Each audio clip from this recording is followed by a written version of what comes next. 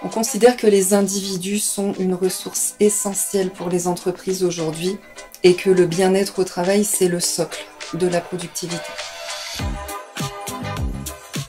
Alors EPAS, c'est une association qui a 15 ans déjà et qui aide les personnes en souffrance au travail, mais aussi les entreprises.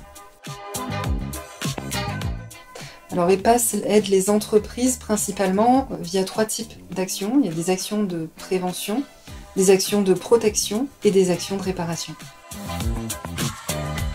Alors dans les actions de prévention, principalement, nous proposons des diagnostics, des accompagnements de plans d'action en entreprise et également toutes les formations managers et référents.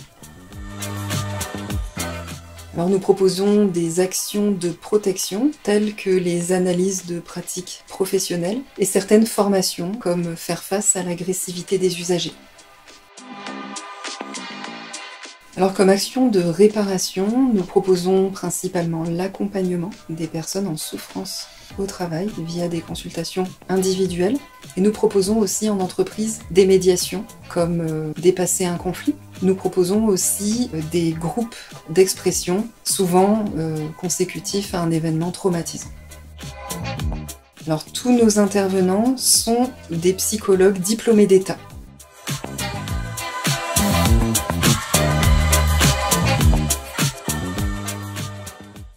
Bonjour, je m'appelle Émilie Lérier-Chalier, je suis psychologue du travail et je suis la référente qualité de vie au travail au sein de l'association EPAS. Alors la QVT, ça va être toutes les actions qui vont permettre à la fois d'améliorer les conditions de travail et la performance globale de l'entreprise. Pour simplifier, c'est qu'en fait tous les salariés de l'entreprise sont impliqués dans la démarche de qualité de vie au travail. Alors les exemples d'actions qu'on peut retrouver quand on travaille sur la QVT, ça peut être de mieux répartir la charge de travail au niveau des salariés, ça peut être de mieux articuler la vie professionnelle et la vie personnelle, ça peut être aussi de mieux définir les fonctions des uns et des autres et aussi de développer des espaces de discussion autour du travail. L'un des objectifs de la QVT va être de renforcer le sens que l'on donne au travail, va être aussi renforcer la motivation et l'engagement des salariés. Cela peut aussi aider en tous les cas à optimiser la santé au travail et enfin d'accompagner les différents changements au sein des organisations.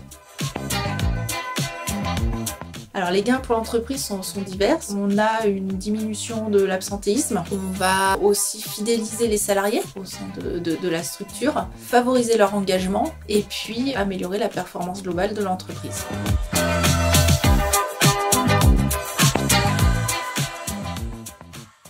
Bonjour, je suis Jordan Armandé, psychologue du travail pour l'association EPAS depuis un certain nombre d'années maintenant. J'interviens notamment sur la partie diagnostic risques psychosociaux.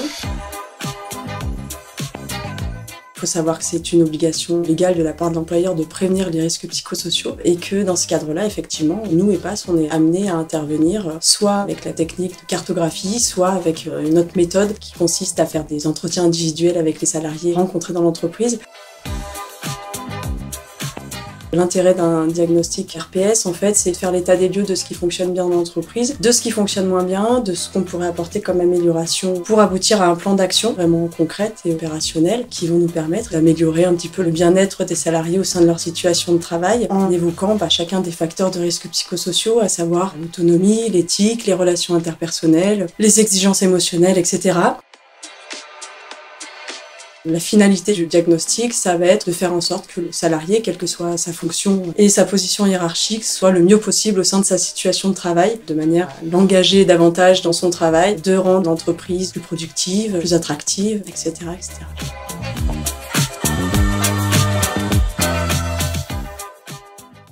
Je m'appelle Lorraine Dufourneau, je suis psychologue clinicienne et j'aimerais vous parler de la médiation.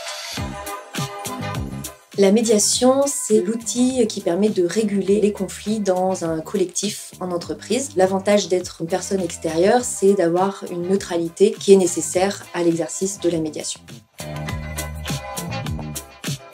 Pour une médiation, on commence par recevoir les personnes concernées en individuel pour évaluer le contexte et évaluer aussi la capacité, le souhait de chacun à dépasser les conflits. En fonction de ce qui aura été observé durant cette première phase, on va construire la suite de la médiation. Donc ça peut être des entretiens individuels supplémentaires ou directement des entretiens collectifs.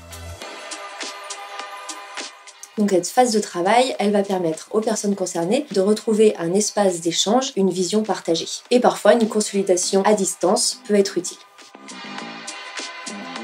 Donc à l'issue de la médiation, les tensions sont apaisées et les personnes concernées auront acquis de nouveaux outils de communication qui vont permettre par la suite d'assurer aussi un meilleur fonctionnement collectif.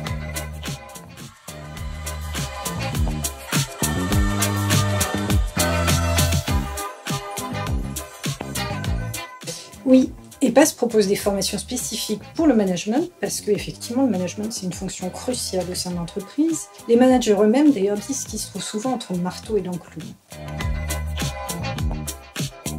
Les formations proposées par EPAS, elles permettent en fait de rendre accessibles des outils de prévention, de RPS, des outils de promotion de la qualité de vie au travail, elles permettent également de développer la motivation et d'acquérir aussi des techniques de communication, notamment autour de la communication assertive.